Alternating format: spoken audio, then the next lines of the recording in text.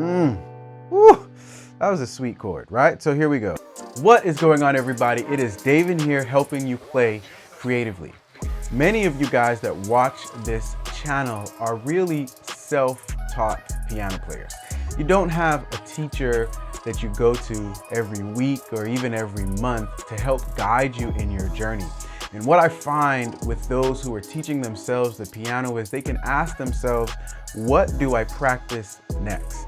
See, there's this large musical map out there of all this information, theory, all these genres, and you're trying to figure out, what do I do next? You don't know where to go to get to your destination. And so today I'm going to offer you 3 areas that you could probably focus on that will help you grow in your piano playing journey. Let's get right to it. First thing is this. Many self-taught piano players struggle with what to do with the right hand. Even I struggled with this early on, all right? I like to focus on 2 things, melodic riffs and chord riffs, okay? So here's what I mean. If I were to take the song Amazing Grace, I could play it like this. Amazing grace, how sweet the sound. There's nothing wrong with that. But I realized that many people who watch this channel don't want to play it that way, right? They want to add some more creative ideas to it. And so I often like to think of playing riffs to give me some more movement, and movement that's not ugly, right? Because we can add movement to something, but it still sounds like we're trying too hard. So this is what I mean. Amazing grace, how sweet the sound that saved. All right, I just applied a simple piano riff. And instead of trying to play every single chord in my right hand, I just played that riff over and over. That's something I think you can begin to do, is add melodic lines to your right hand while just keeping the bass, maybe adding the 5th, or even adding some full chords to your left hand, okay? So that's one of the first things I think piano players can do. Here's the next tip that I want to share with you. Don't always play what is in your left hand in your right hand, and vice versa. Here's what I mean. Let's take the first few chords of As the Deer.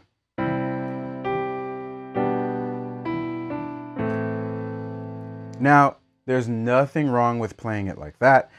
I'm keeping the melody,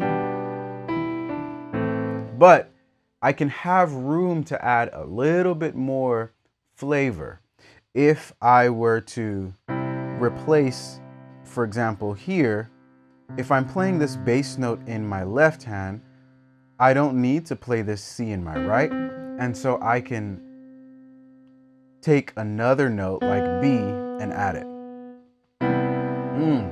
You hear that? Right? And I could do the same thing on this deer. So here, instead of playing the G that's already up here in my right hand, I don't need to play G right here. I can go ahead and play A, right? Woo, that was a sweet chord, right? So here we go. I just like that tension right there. Now here I'm playing A minor. I can do the same thing. If I'm already playing A in the bass, why am I going to play A in my right hand? So what I may do is I may go ahead and substitute that A for the 7th, okay? So that root for the 7th. And so I replace the A with the G. So let's do them all.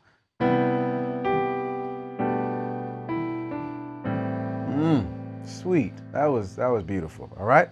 So you can do that for so many songs. All right. So take out what you're playing in your. If you're playing a bass note in your left hand, do not play that same note in your right. Now, that's not a hard and fast rule for all songs, but that certainly is a rule that you could apply to a lot of songs, all right? All right, guys, here's the third tip for you to help you grow in your piano playing journey.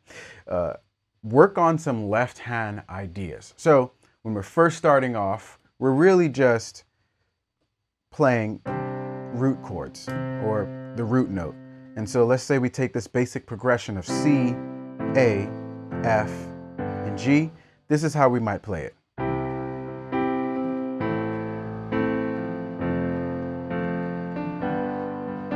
There's absolutely nothing wrong with that, but we certainly can apply some more creative ideas. Maybe try playing the 1-5-1. When I say 1-5-1, I'm referring to the scale degrees within the C major scale. So if I say 1, C is 1. If I say 5, G is 5. Why? Because it's the fifth note within the C major scale. If I say 1 again, this is really just an octave away, but C is always going to be 1 within the C major scale. So here we go. Here's an example of it.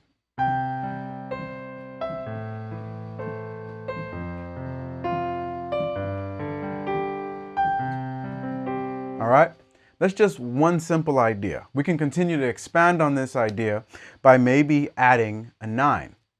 Let's try it. Now, if I say 9, you're just going to count 9 notes away from C. 1, 2, 3, 4, 5, 6, 7, 8, 9. That gives us a D. And we can replace the C or this C1 up here with this 9. So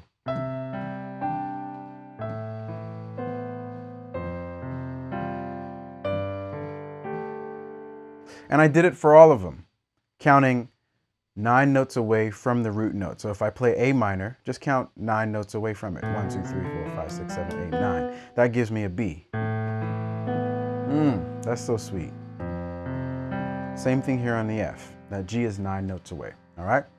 We can add even more to this by maybe adding a 9 and a third.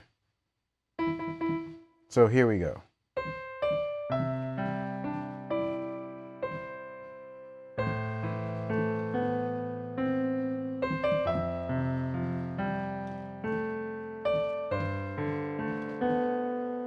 Right?